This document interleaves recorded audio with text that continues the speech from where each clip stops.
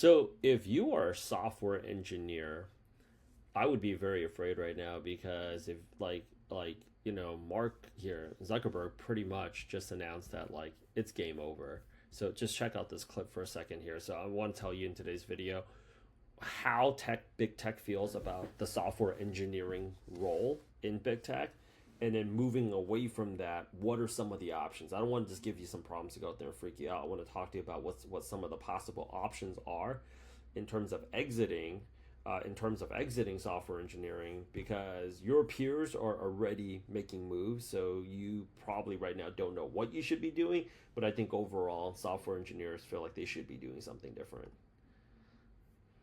Probably in 2025, we at Meta, as well as the other companies that are basically working on this, are going to have an AI that can effectively be a sort of mid-level engineer that you have at your company that can write code. And once you have that, then in the beginning it'll be really expensive to run, and then you can get it to be more efficient.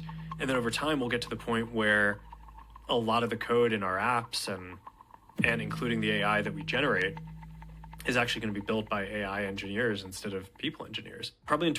So why is this happening? And more importantly, what should you be focusing on in the next 90 days? Well, it's no secret that big tech feels that they're overpaying software engineers. And this has not been, and they see this as like a huge cost on their books that can be eliminated. I'm not the one trying to take your job away. They are the ones taking your job away. So don't hate me. I'm trying to let you know what your next move should be, bruh. Because other people are thinking about it. But I could see probably some software engineers right now being pissed off AF. Like, I work so hard. Like, I'm sure you do. Sure you do. Anybody that's been working in tech in the last 2.5 years has been. And even people that haven't had a job has been working hard at getting another one. And the market's been brutal for people out there, right? So here's what I'm going to go out there and advise. There's a few reasons for this. Tech companies have been trying to rally people to come back into the office since even before the vaccine was out. And it's been a tug of war between people saying, I work better at home, and then tech feeling like, you know what? We don't think so. And largely, they've been on the losing end of that battle, of that tug of war. And they've gotten to the point where they're just like, forget these people. They don't want to come in. Let's just not give them a job to come back to, because they feel like they're at the mercy. And the reason why they can't allow that to happen is we're right now in an AI race against China to go out there and ship products, faster than they do, because whoever dominates AI and whoever dominates this new territory essentially pretty much controls what's going to happen, who's going to be the main power in the next 50 to 100 years. You guys might not give a shit about that. And why should you? Because you feel like you're underpaid, and you feel like you're undervalued, and you feel like you're overworked.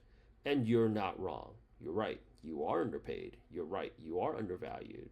You're overworked. You're definitely underappreciated. But you know what? They don't give a shit about you any more than you don't give a shit about them.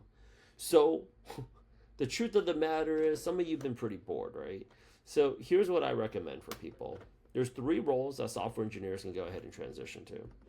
You can transition into product management, and a lot of software engineers have already been blowing up our phones along with government workers. You can go ahead and actually transition into tech sales, and there's some software engineers that have, because you can make, as a product manager, you can make anywhere between $250,000 to $400,000 for people coming out of our program. Tech sales, if you're good, and I have seen software engineers make the transition to tech sales, you can make anywhere between $750,000 to upwards of $1 million. Cybersecurity is where the real money is at. You don't even need to sell if you still enjoy the technical aspect of your work and the analytical nature of your work. And you can be making anywhere between, I'll say, $400,000 to $600,000 plus working remotely, because cybersecurity threats don't just stop after 6 p.m.